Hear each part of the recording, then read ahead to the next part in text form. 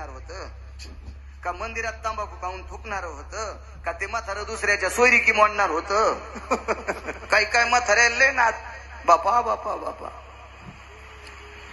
गावात सतरंजा जमा केल्या, गाद्या जमा केल्या. आता कोणाची ते सोयरीका असल्या इतक्या गाद्या नसतात ना. मग त्या गाद्या जमा केल्या, सतरंजा जमा केल्या, बेडशीट जमा केले, तके जमा केले. विचारलं काय रे? ते म्हातार संडाचं डबकं हातात, काठी गिठी. काय रे काय?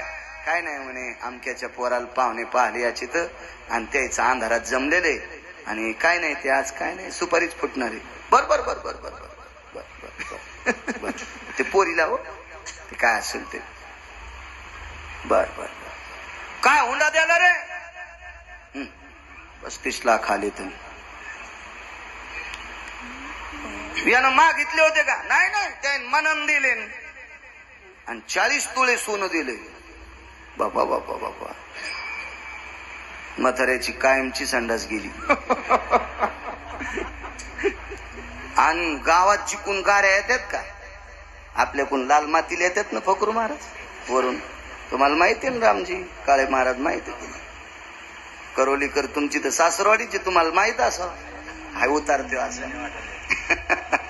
लाल माती पशी ते वरी गेलं डबं घेऊन आणि तिकून गाड्या आल्या. राम राम डबं पड खाली. असे दोन्ही हात केले होते पडन खाली. म्हणले राम राम राम राम राम राम राम. काय कुठे गमथडीचे आहेत आम्ही. बर बर बर बर बर काय काय बर. याच्यात पोरीचा बाप कोणता आहे? तर ते पोरीचा बाप जीपच्या माग फालक्यावर बसलेलं होतं आणि फुगीर सोसायटीची भावकी कॅबिन मध्ये तांब्यात इस्तू टाकून टोपीच्या घड्या करणार ते तिकडं पुढं कॅबिन मध्ये आणि ते पोरीचं बाप माग होतं फालक्यावर बसलेलं जीपच्या. जागा नव्हती चट भावकी कोचली मधात आणि ते तिथं बसलेलं होतं. बर बर बर पोरीचे बाप तुम्ही आहेत का? चुलता हे बर बर काय हुंडा द्याला? काही नाही म्हणले आम्हाला पाहुण्याने मागितलं नाही. तुमच्या गावचे चांगले माणसं आहेत आम्ही मनानच 35 लाख देऊ. कायद्याच्या चौकटीत हुंडा बसत नाही ना. कायद्याच्या चौकटीत हुंडा मागणं गुन्हा आहे हो. आणि मग म्हणले हे 35 लाख द्याला आणि 40 तोळे सोनं देऊ. पोरग एकटचे जमीन लय मोठी आहे आणि पोरीला पोरग समजित होत. हे पोरग झाला असतं तर जमिनीचे 2 तुकडे झाले असते. मग काय त्याच्यामुळे 30-35 लाख हुंडा द्याला आणि 40 तोळे सोनं दिलं. तर हे म्हणलं काय पाहून दिलं बाबा. ते म्हणले काय म्हणजे आपण कशाला बोलावं देवाला डोळ्यान माणसं आंधळे. गेल्या जीपा वापस. गेल्या जीपा वापस. असे काही सोयरीक मोडे पण डंगर हो यायचे तारानं पाय बांधून पुरात टाका. माणसांनी नाही टाकले तरी यम टाकतोच त्याचे पाय बांधून. असे काय पते खेळतीन, गुटखे खातीन, तंबाखू खातीन हो. काय कोणाला त्रास देतील काय येड्यावानी काम. शिस्तीत राहिलं पाहिजे.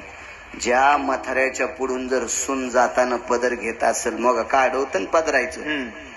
सासऱ्याच्या पुढून सून पदर घेऊन जात असेल तर सासऱ्यानं बैठकीत मुकाट्या मेलं पाहिजे. तर सून सासऱ्याच्या पुढून जाताना पदर पडू देत नाही तरी सासरा ती स्वयंपाक करताना चुलीला पाय लावून शकतो.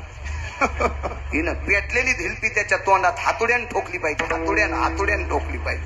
भंगिऱ्या कुठला हा ती तुया पुढून जाताना पदर पडू देत नाही. भाकरी करताना चुलील पाय लावी तू हाणायला पाहिजे तुला पेताच्या काठीनं. विठाला विठाला